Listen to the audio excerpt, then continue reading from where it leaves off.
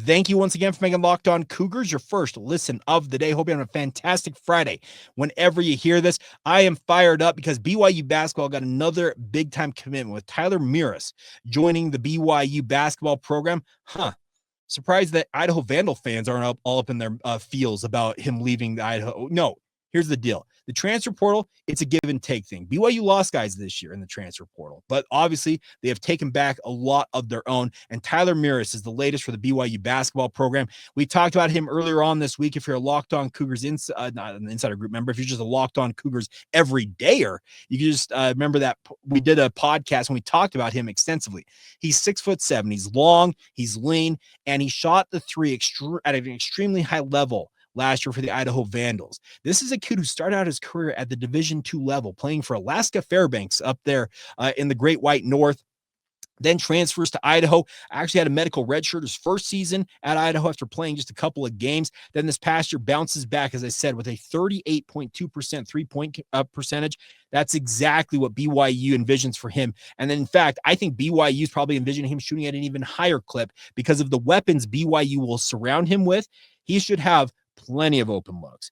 Imagine a guy like Tyler Mrus is probably looking at BYU's lineup saying, okay, AJ DeBonce is over there. Richie Saunders is there. I'm going to go post up in the corner over here. One of those two guys is going to try and make a play. And if it doesn't work out, they very well may get double teamed. They'll kick it out to me. And all I'm going to do is make it rain on opposing teams' heads. That is an absolutely awesome scenario to envision. I think every one of you watching and or listening to this podcast can see that scenario playing out. Kevin Young will play games with opposing teams' lineups, and the guy like Tyler Mrus is going to benefit from that in a big way because at 6'7", he's got the length, obviously, to play on the wing and be a mismatch in terms of a smaller guard trying to guard him, where he might be able to bully them inside. But if he is on the outside and shoots 38+%, that's great. BYU is going to have an ability, once again, like they did last year, to really make things miserable for opposing teams.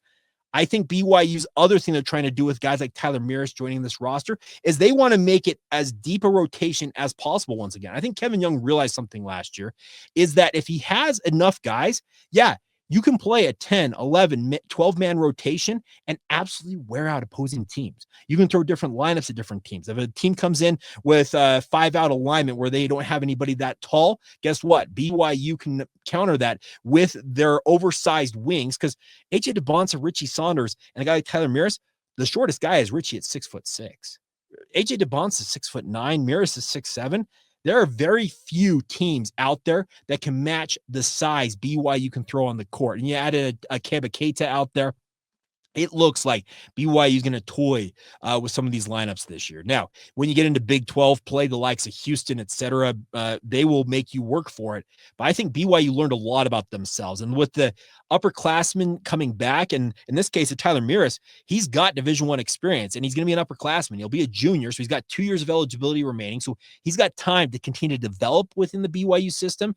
And I expect that, he may not be a heavy rotation guy, maybe early on the season as he gets his feet wet at the Power 5 level. But the one thing I like about him is he has shown an ability to jump from the D2 level, produce at a high level now at the G5 level, and now take the next step and jump up to the Power 5 level and see what he's capable of. He is a guy that you can tell is excited to be a BYU, made a visit, made a very quick decision to commit to BYU.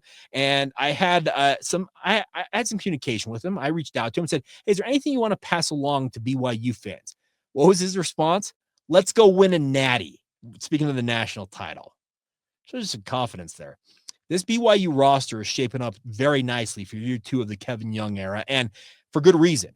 He's done an absolutely marvelous job in the transfer portal. And yes, once again, NIL comes into play. BYU is spending a pretty penny on adding some of the talent they've added to this roster. Robert Wright III didn't come cheap. A guy like AJ DeBonce is legendary for how much BYU is alleged to have been spending on him in NIL. But the thing is, look at this roster and tell me it is not one of the best rosters in BYU basketball history. Yeah, there are some from the 80s that featured multiple NBA players out there, but in recent memory, it might be the best roster top to bottom, and there's still roster slots to go here for BYU, even with Tyler Mrus' addition, that BYU can make this an even deeper and more I'm trying to say, a more versatile lineup than it already is. I've said it before. I'll say it again. I still think the remaining needs for BYU are a true defensive stopper, a point guard that can really run the offense is the number 2 behind Robert Wright III. And then ideally, the one thing I look at most is another big man. And he needs to be a rim protector. That's the one thing about this is I feel like BYU once again needs to have a big-bodied big man, and that might be Xavier Staten. He may surprise us when it comes to workouts because he and AJ DeBonsa are already enrolled in school and working out. That's cool to see. And the nice part is they're going to have plenty of time to learn BYU schemes, work out with their teammates, practice with these guys, and they should hit the ground running once training camp comes around in the fall. But the bigger point to be made is I think there are 3 key things BYU still needs to find. And that is, like I said, a big man who can be a true rim protector for that second unit. I think a point guard to relieve a guy like Robert Wright III's absolutely a big need. And then if I can get a third thing in there, a stopper. Remember, Mawit Mag last year, he took on the opposing team's best big and really locked them down. Some people have told me they think Kennard Davis Jr., who committed earlier this week as well out of Southern Illinois, they believe he's got that capability to be that stopper. But Kennard Davis Jr. is also a really, really talented offensive player. And we'll see if he is able to hold up on both ends of the court. The bigger point to be made here is that Tyler Mrus, he only deepens BYU's roster. He's got experience. He's got time on his side in terms of continuing to develop with the BYU basketball program. And it's a win-win-win all the way around in this edition for the BYU basketball program. Kevin Young is proving just time after time that he is a relentless recruiter. And more often than not, when he goes out there and identifies a guy that he wants at BYU, he gets them. Yes, NIL speaks a big thing. Money does talk. But more importantly, guys who want to play basketball at a high level, they want to win and they want to know what their role is going to be. They want to know what BYU can offer to them. And Kevin Young now has that proof of concept they can throw out there. He can throw on the film and say, hey, look at what a guy like Jaeger Demon did in this offense. Look at what we envisioned for you, for AJ DeBonsa alongside you in this offense. Richie Saunders became the most improved player in the Big 12 under our tutelage. He's a first-team All Big 12 honoree because of what he accomplished in this system. That sells a whole lot more than even I think NIL money might in certain circumstances. Yes, money talks. Absolutely. We cannot ignore that fact.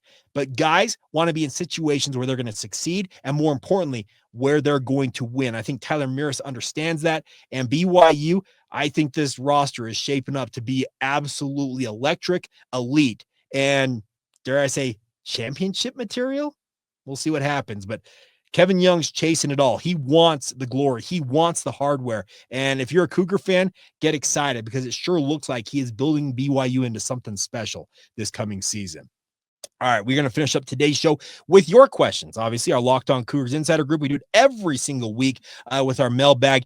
We'll get to them. It's overflowing today, and I can tell you there's some good ones in there. And we'll get to those next as you wrap up this edition of Locked On Cougars.